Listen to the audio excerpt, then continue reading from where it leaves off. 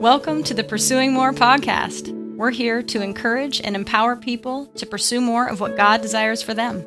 For us, pursuing more is the intentional opposite of settling for less. In these podcasts, we're going to bring you stories and testimonies of people who are experiencing more of God and whose lives are being transformed from being complacent, frustrated, stuck, and settling for less, to experiencing hope, growth, change, and pursuing more of that in their lives.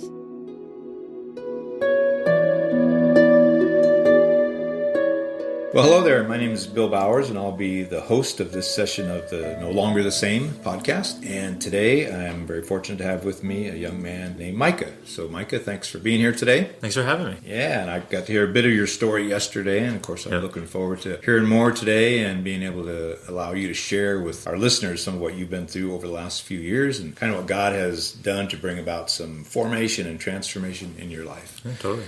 So, why don't we start out by just telling us a little bit about yourself? Yeah, so I was born into a Christian family, Christian parents, upbringing. Born in Denver, Colorado, grew up in a small town called Canyon City. And for majority of my young childhood, that's where I lived, attending church with my grandparents. Then it was about maybe 9-10 years old. My dad joined the Army, and from then on we moved about a little bit, moving to Georgia for a span of time, then living here in Washington for about 4 years, and then moving to Germany for a couple of years before he was medically discharged. We loved Washington so much and the church here that we decided we want to come back and live here. So since 2017, this is where we've been and where we've called home. Great, yeah. Sounds like you got to see a little bit of the world, though, as a kid with the whole Army thing and moving around. Yeah, a bunch of different peoples and cultures. It was great. Yeah. But it sounds like pretty much some good stability in the family and that kind of thing. And you went to church and believed in God as a little kid, or what was your...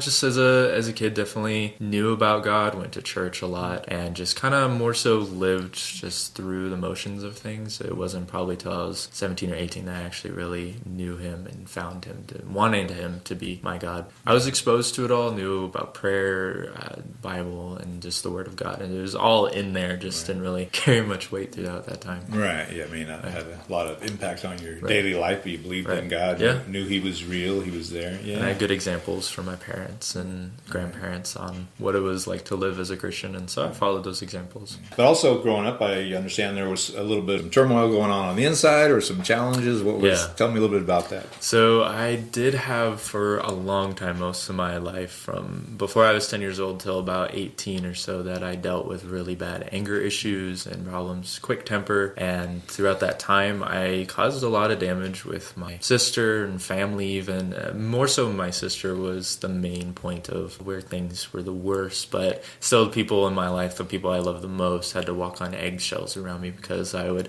lash out in anger or had bouts of anger. My mother would describe me as a volcano. You never knew when I would erupt. But through that time, I was addicted to almost the power of what anger gave me. It was like a high through that time, and I used it to bully and attack my sister mentally and emotionally, not so much physically. And so it had a lot of repercussions and a lot of an aftermath to it, which I take responsibility for all those things. And what do you think was the source of all that anger as a kid?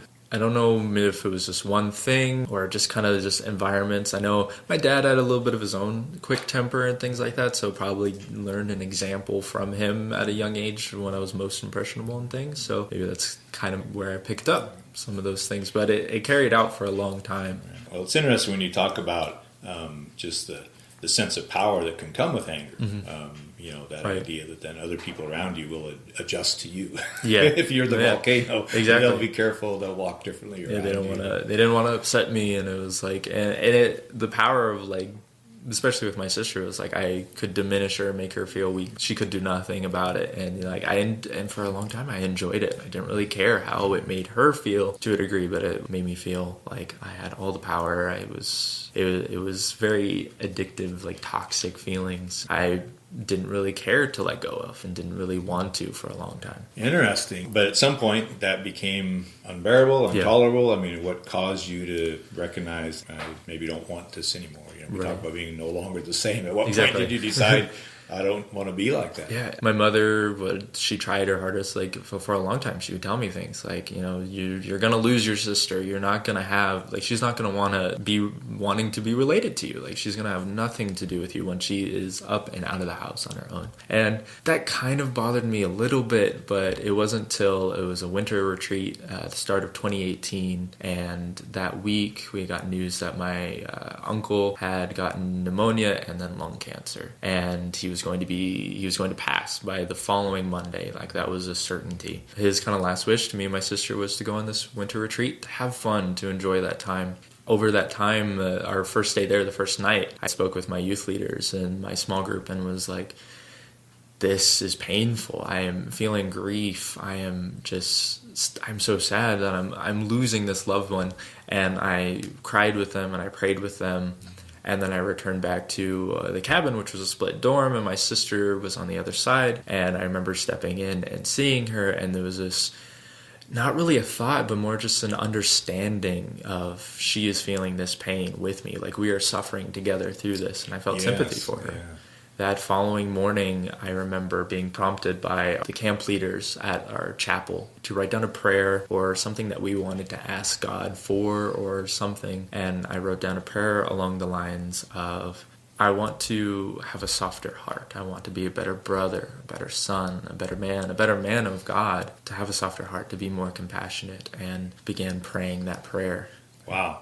So it was kind of that moment of seeing her in the same pain you're in, but recognizing that you didn't have that empathy or whatever to love her and care for her in that. I understood that she was a place of safety, someone that I could relate to that feeling as well, and I could go to her, and we both cried and just understood at just a basic level that we were both feeling the same things. So this prayer you wrote, this is what I want. I want to be different. I want to be a good brother. And with praying that prayer, my dad had given me devotion about being manhood as a Christian, like being a good man that resembles attributes of Christ and God. And it was like a 365-day devotion. And so I used that prayer, the piece of paper, as a bookmark in that devotional. And every day that I read it, I prayed that prayer. And I actively was wanting that change and just seeking it out every day, making the effort and working towards allowing God to work in me and having the faith that he could do it and that I could not do it on my own at all. Yeah. Those are key elements right there. Yeah, exactly. Recognizing you can't do it, believing he can,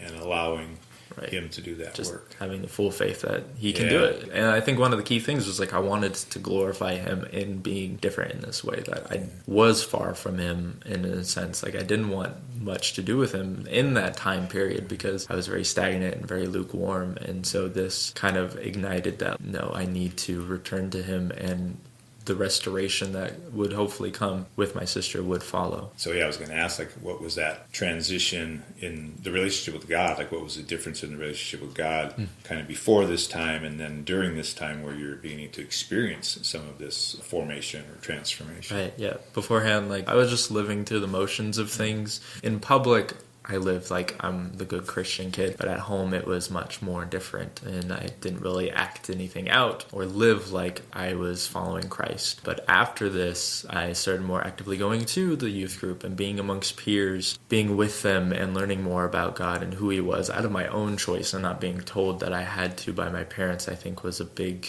change, and being I want this. I'm not being forced to do this. Yes. It was my choice to come to know him in, I guess, kind of my own way, or the way God wanted me to find him. It deepened definitely my prayer life with him and just wanting to be within his presence more and more and seeking him out.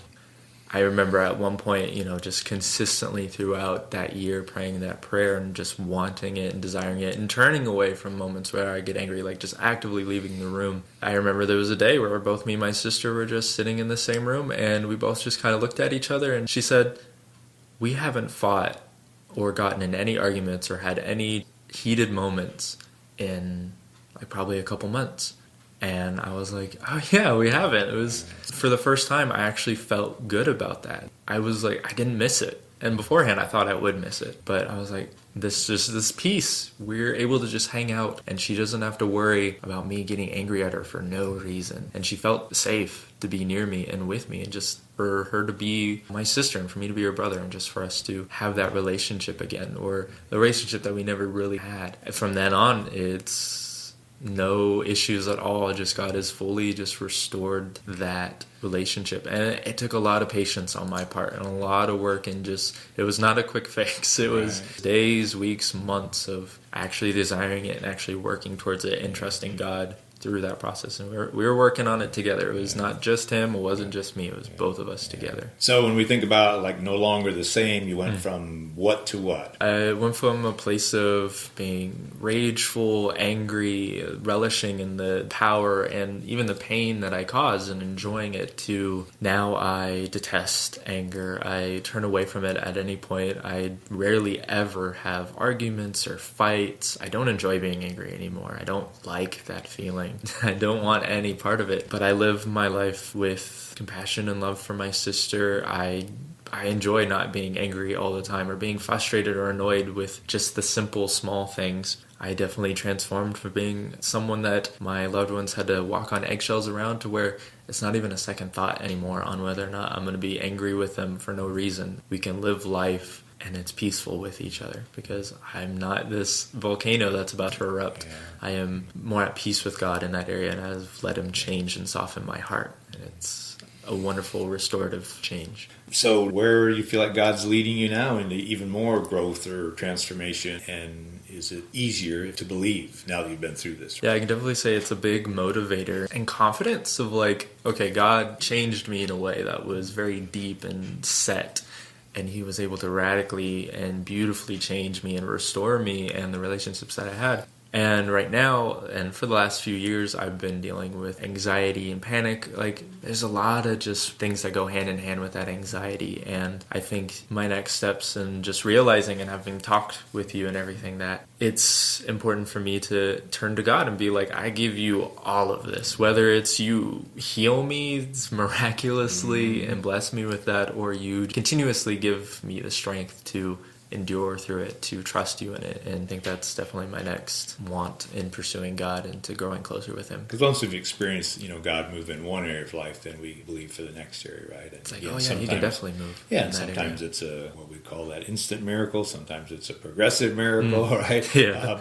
But knowing that we can trust him to do the work. Yeah, well, that's great stuff. So what's your encouragement to others that might be struggling with some of the things that you struggled with? I would definitely say, first and foremost, be patient and understand that, like, you gotta want that change. You have to believe and have faith that God will do that work. And if you really want it, and just trust in him and be patient through it and just be willing to go through it. Also, like, take stock of the people that you have in your life. And if you were like me and you deal with anger, it probably has hurt some people. And like, really take stock and look at what it has done to not only you, but the people in your life, and just really want to hopefully restore those relationships and seek out that change. And it is a very peaceful and wonderful restorative thing. Well, wonderful. Well, thanks for sharing your story, Micah. And yeah, I look forward to seeing what God's going to do in you and through you in the days ahead. One of the things we recognize is God heals us and brings us through things that many times he turns around and uses us to help others that are dealing with the same thing. So don't be surprised if God is using you to lead other people into freedom and transformation in this area. Yeah, beautiful thing. Yeah, thank you. So thanks again for being with us. We greatly appreciate it. Well, thank you.